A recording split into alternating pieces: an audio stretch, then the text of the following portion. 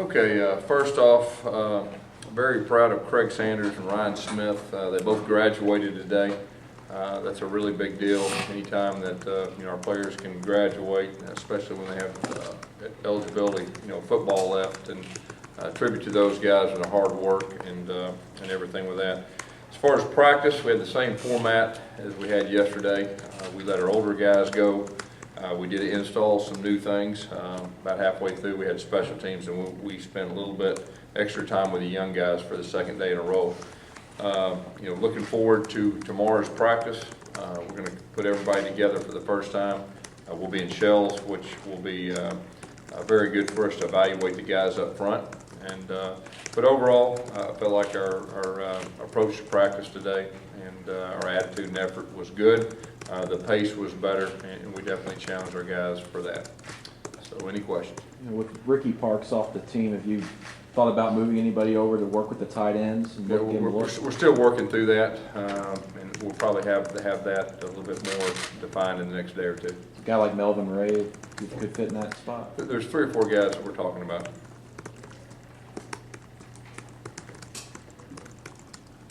What did you see out of the quarterbacks today? It was similar.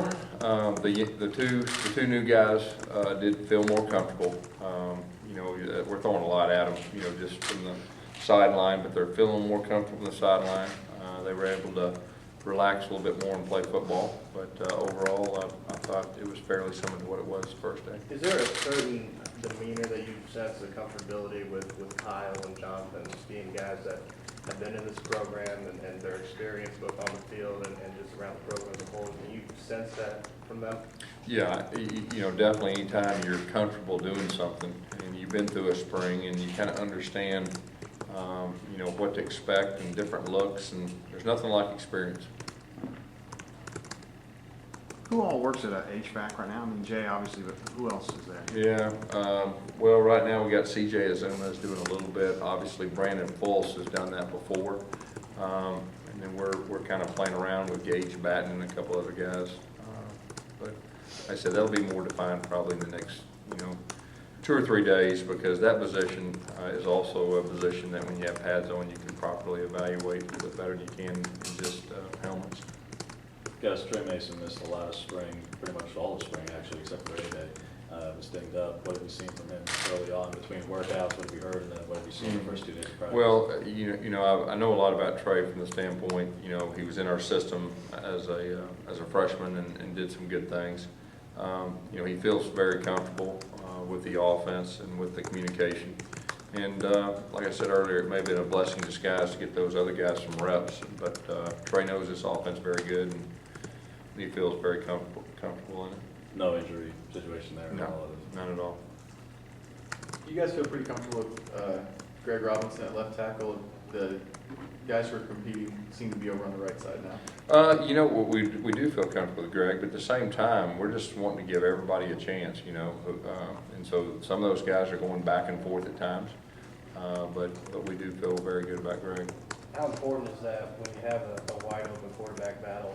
How much easier is it for you to see when you know that you're going to have a guy on the left side to protect whoever's flying? Yeah, well, that's a very critical position, especially in this league.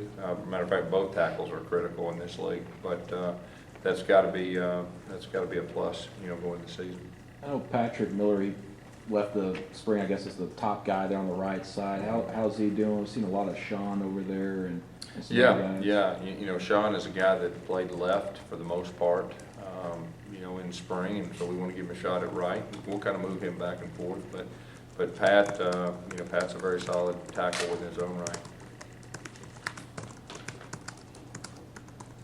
Anything else? Gus, what have you seen thus far from the new receivers the first couple of days? I know they're working mainly with the new quarterbacks, but what have you seen out of those? Yeah, I think they're all talented.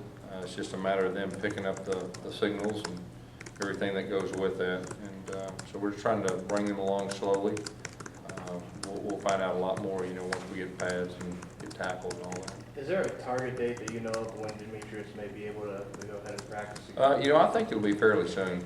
Like I said earlier, it's not anything major. Just want to make sure that he's 100% before we get him back out there. He's a veteran guy, and has a lot of experience. What are your expectations going to be of him? I know that obviously he missed a lot of time in the spring, and Josh Holsey's kind of Yeah. filled in for that. Well, what are your expectations going to be of Demetrius when he is healthy and able to? Well, you know, he'll have a chance to compete for the starting job. He'll have a chance to compete for playing time, just like the rest of them.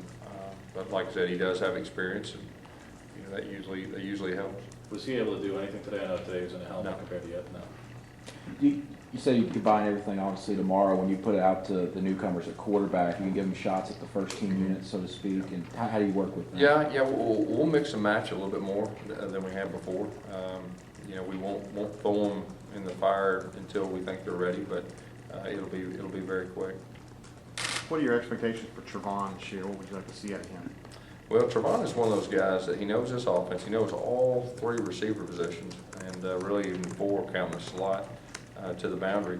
He's a guy that we recruited specifically for this offense, and you know, really looking forward to him contributing and making plays. Gus Ellis had said that when you sign a junior college player, you want to see him on the field. I know we saw a lot of Cameron. Does that kind of mindset and thought process carry over to the quarterback in there? You talking about Cameron Artis I Payne? think we saw a lot of him in the spring, certainly, and he's a guy who could be looking to contribute for sure. But does that same mentality and mindset carry over to Nick Marshall? Well, you know, quarterback I think is a different position for a lot of different reasons, and Nick will have a shot just like the other three, and we're very open-minded, and whoever gives us the best chance of winning, you know, we're going to put out there.